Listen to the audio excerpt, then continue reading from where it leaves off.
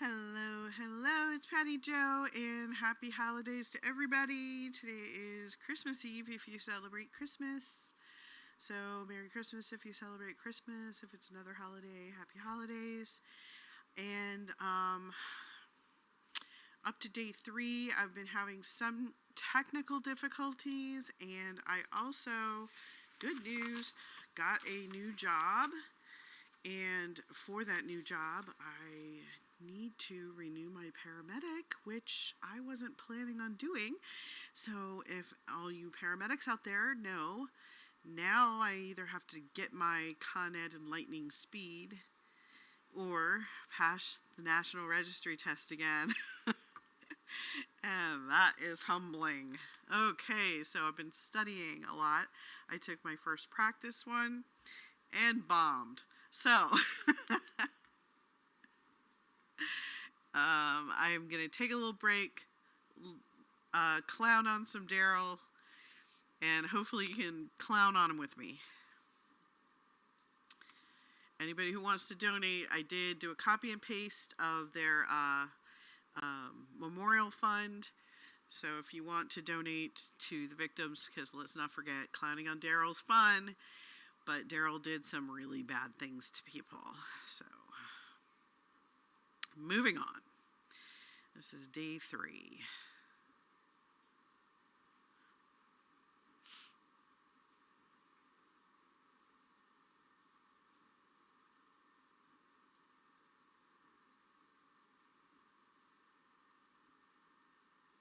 Let's see if I can click into it. To that point, I can certainly bring people in and let them know when to come back, and that's pretty typical.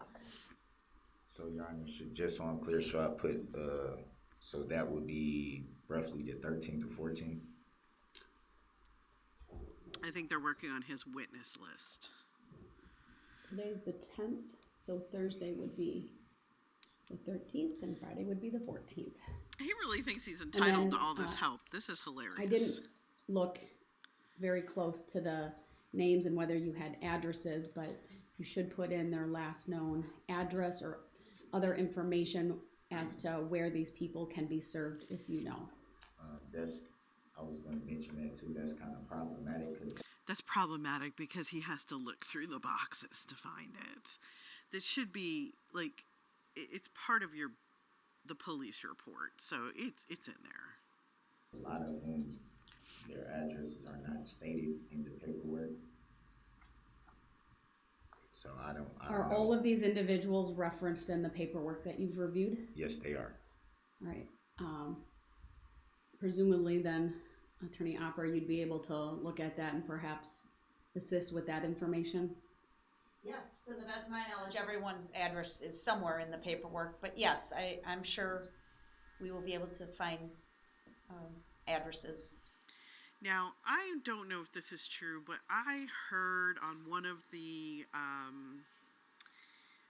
people who did these videos that basically what he did for a witness list is he took the potential witness list from the prosecution, and whoever they didn't subpoena or they decided not to call, those are the ones he called, plus a couple of choice others. So that tells, I don't know, I would have to thinking like his little smooth, no crevices, pea brain, he was really thinking that the reason that they weren't calling those witnesses were because it was damning to their case.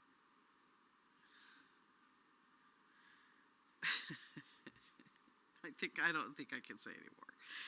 You get where I'm going with that. So he thinks that it was some kind of conspiracy or something, that they had to have known something that would be better. He really didn't have an idea that these people would help his case. He just thought they didn't call him because they were hurting their case. That's kind of what I derive out of it. That's my theory. The other omission I noted, and not necessarily your fault, is these were stamped by our clerk of court, which is standard, I will direct my clerk with your approval to put today's date for the date that these are all signed by the clerk of court's office, okay? Is that a yes? I thought I saw you shake your head yes. I just want to confirm for the record. Okay. I mean, it's just a lot of this that I expressed last week that I wasn't really sure how to get done. So whatever assistance is greatly appreciated.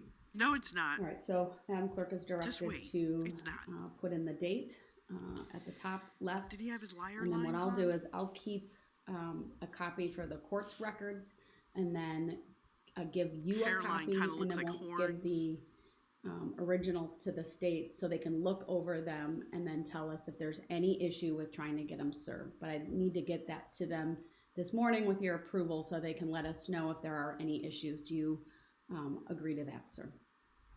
Yeah, I just got to put the dates in then, correct? Yes, yes. It would be fine if you did Friday morning. I mean, even if the state got done a little bit early on Thursday afternoon or something, and we, in theory, had time to call a witness, I'm happy to just go to the next morning so that it's clear. What should I put for the time? 8:30.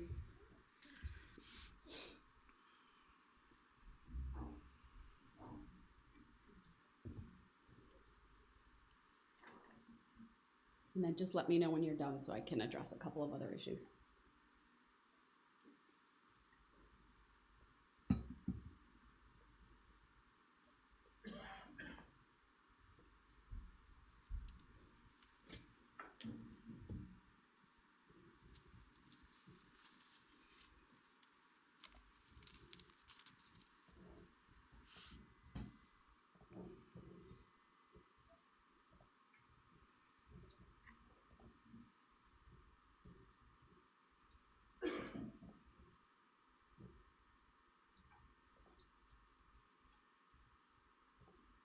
They do look like horns.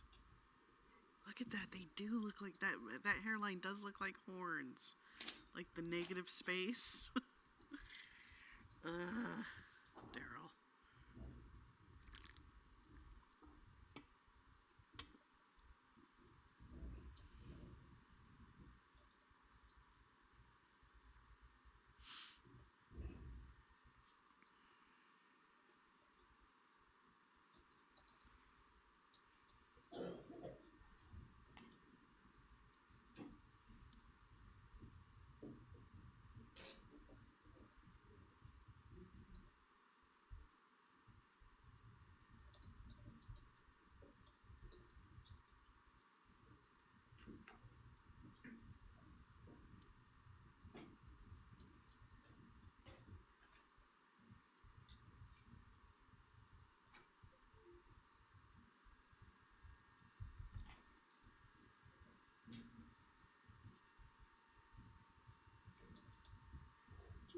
Do you have the preliminary hearing instructions? I can look at.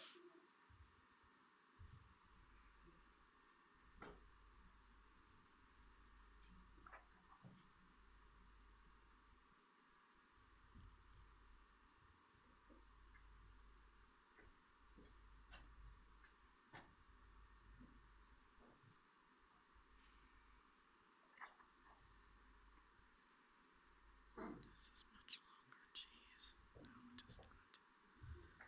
No.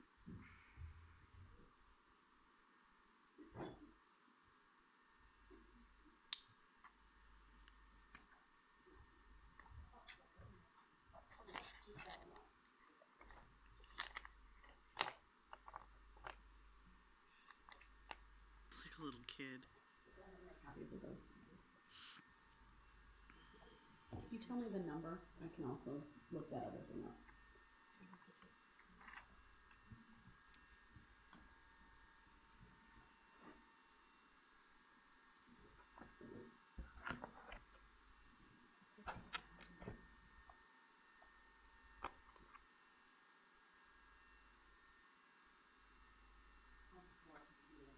Look for copies.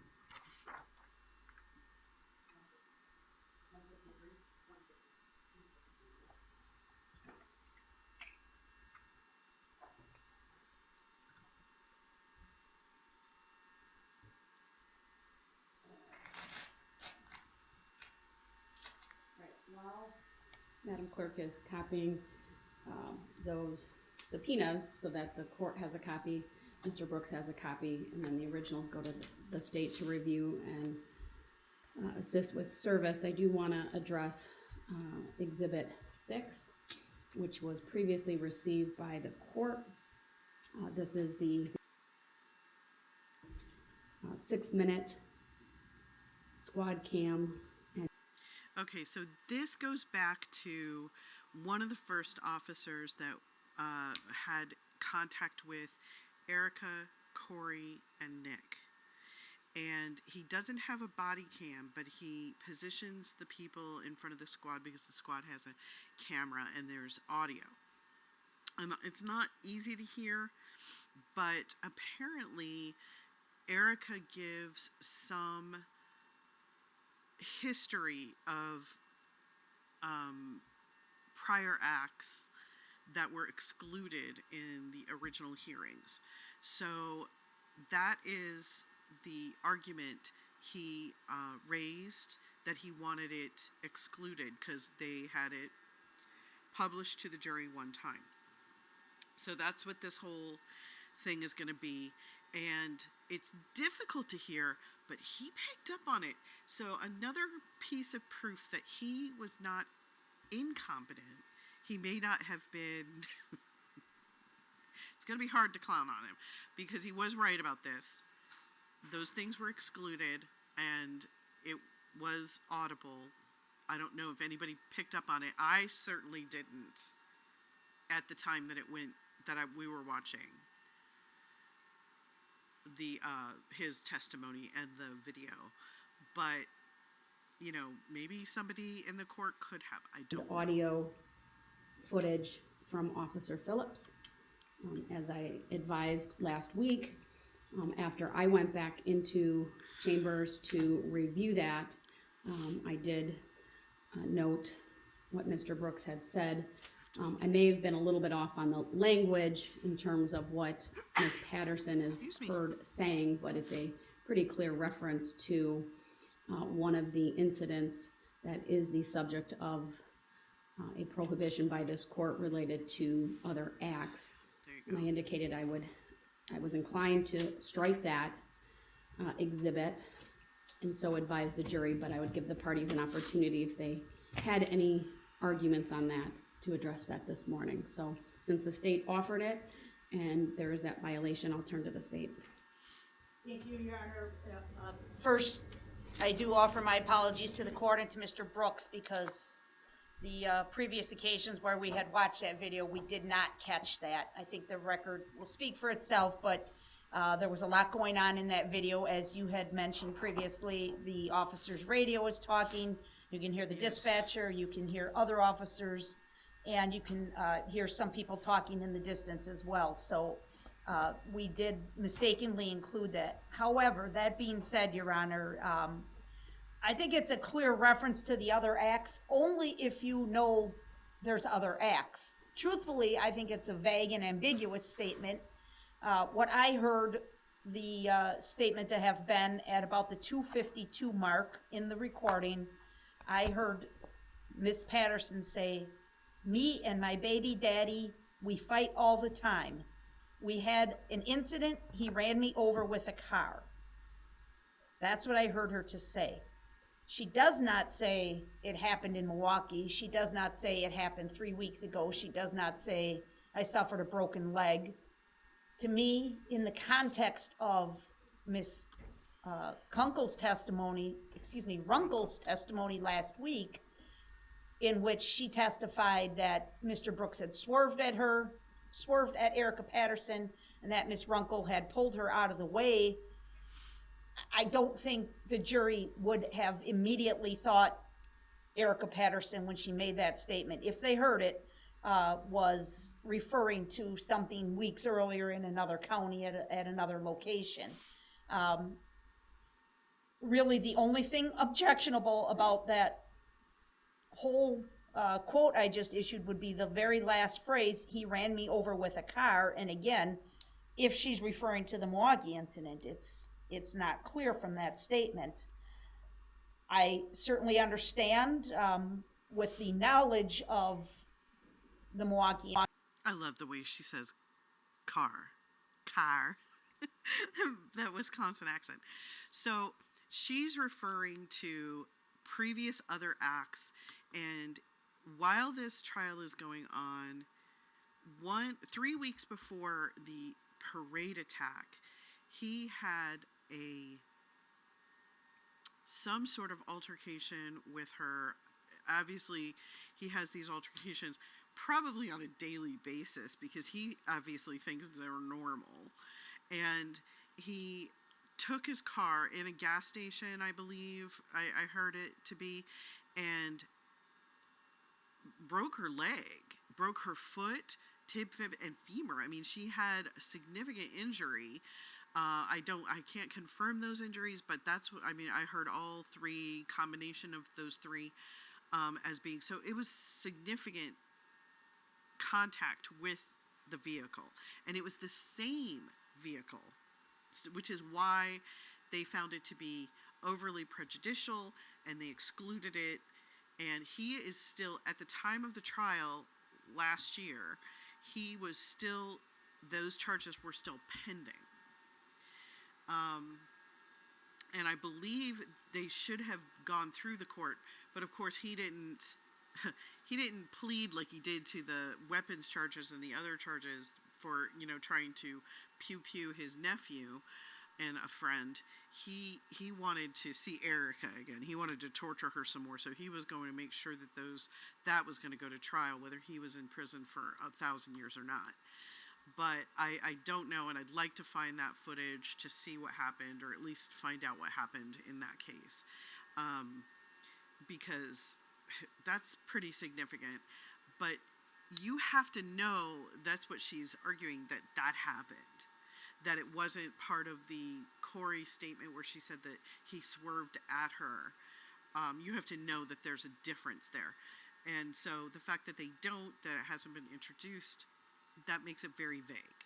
And she's correct. So I think that's where they get, not in trouble over Incident. it. But there's a reasonable interpretation. That's what she was talking about. But she may also have been talking about the events of November 21st, even to an objective standard on this record, Your Honor.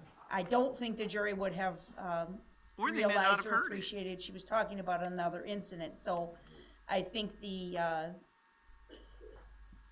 exhibit can stand as is. We could redact just, about a 2 or 3 second audio from that recording where those words are removed. And I listened to it several times over the weekend. I think if we did that, it would not be that obvious, so that the exhibit could stand in place. The officer, if you recall, the timing is he's getting out of his car and he's approaching them, and she makes that statement about he ran me over with a car, but then her very next sentence is, there's nothing happened, nothing's going on, nothing to be worried about here. And she's essentially trying to convince the officer not to do anything. So again, I think that also supports our contention that if we strike the exhibit or we strike words from the exhibit, we may be calling undue attention to something that was very vanilla to this jury, that they really wouldn't have thought twice about, given the testimony of Corey Runkle and Erica Patterson that was already on the record. So we would offer to redact that portion if appropriate, but it may also be appropriate just to leave it stand as is. And should they ever ask to see that exhibit again, we would prevent that from being played a second time. Thank you. Mr. Brooks, do you have a position on this? Yeah, I mean, it's obvious to me. it's obvious. I can only hear out of one ear, and I was able to hear clearly what was said. With all due respect, Your Honor, you made a ruling about this previously, and Keeping in mind that he does have all of this video footage in discovery in those boxes, as far as I know. Am I wrong? ample enough time before the trial even started, you made the ruling. Not that he I see no reason why the exhibit should prepares. be admitted into evidence. From my perspective, it's clearly obvious what was being Clearly. referenced. I mean, No, it's if not. she was able to give any type of statement at that time to the officer, then obviously she wasn't hit at that time on that date on the 21st. She would Not clearly be true. referencing some other incident. Not true. Hence Not the reason true. why. Okay, so he is making conclusions. I have dealt with hundreds of people who have been hit who can answer questions. People who have been injured with guns and knives who have been able to tell me what happened. All sorts of accidents, and they're able to say what happened. So, right away. And that doesn't mean they're not hurt, it just means they're able to say it. So, he's drawing these conclusions like it was clearly obvious. Clearly We obvious. argue all the time in this, that, and the third. This, that, and the third. It was clear to me what was being referenced. Well, and yeah, that's because you're always because of beating the on her. ruling, because of the implication in that statement, I believe the exhibit should be striked altogether. Striked. He's gonna Thank you get for it. your position, Mr. Brooks. And the reason why last week I said I'm inclined to strike it, but I wanted to give the parties an opportunity to review it over the weekend is in some respects because of what the state just said. There's information on that clip, at least from Ms. Patterson, that I didn't know if you wanted to come in or not, about nothing happened Yes, here, right? nothing Those happened types here. of statements. So that's why I give the parties a chance to look it over and then come back to court. Yeah, he doesn't consider that. She does say, because that's what domestic violence victims do. Nothing happened here. I'm okay. I don't want anything to happen. She knows that if she reports something, it's just going to get worse for her.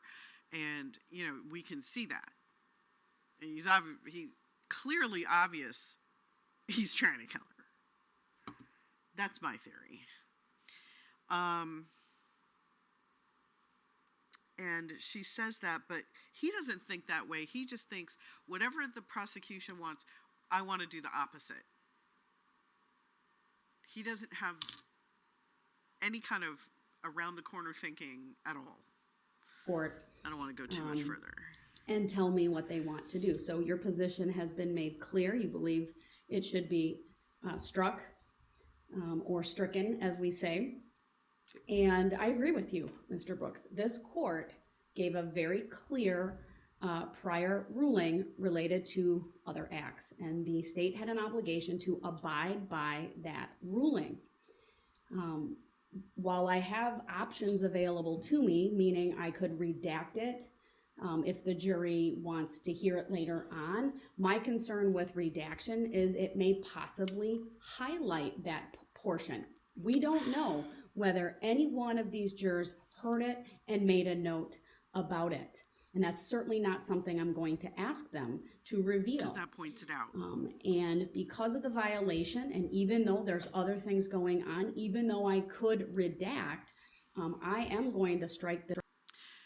So, no, as a juror, and I don't know if anybody bothered to watch my ranting about my jury time, but as a juror, you try to listen to everything. It is so hard to pay attention to everything and to be right on. It's kind of like riding a motorcycle. Okay, and I was talking to a young kid while I was waiting to get my hair cut the other day, and he wants to ride a motorcycle. His mom was Foursquare again, so I was like, you've just learned to drive, and I guarantee you're doing things and you're distracted sometimes. He said, you can't do that on a motorcycle. You can't do that in traffic on a motorcycle. And what you learn is you have to be on all the time, which is why it's important to take a lot of breaks if you're on a long ride. So I tend to take them between every 1 and 2 hours. So 2 hours is like my top riding time before I take at least a 5-10 minute break just to stretch and walk around. But same thing on a jury. It's hard to pay attention to every single thing. You only, as an instructor, I learned you only 10% of what you hear, 20% of what you see, 30% until you actually talk about it or talk it out, you're not getting even close to 50% of what's going on. So the chances that they heard that little tiny one sentence on a bad recording because it was so far away in the audio and she wasn't really in frame, I don't know. This exhibit, and so advise So, the jury. It's going to be stricken. As far as advising the jury, I simply want to tell them the following when they come into court today. As previously, the court received Exhibit 6 during the testimony of Officer Phillips. The jury is hereby advised that the court has stricken this exhibit, and the jury is to disregard anything it may have heard regarding what was on that exhibit. But not Any his objection testimony? to that language from the state? No. How about from you, Mr. Brooks? No. Because he thinks he won. He thinks he did something. Well, and he did. And he did. Not what he thought he did, but... Well, can I go home now? Now look at him like a little kid. Hannibal Lecter mask.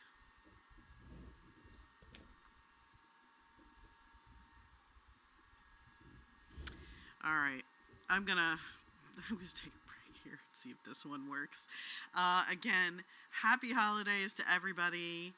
Like, share, subscribe if you wish, and join me again for the next little tidbit of clowning on Darrell.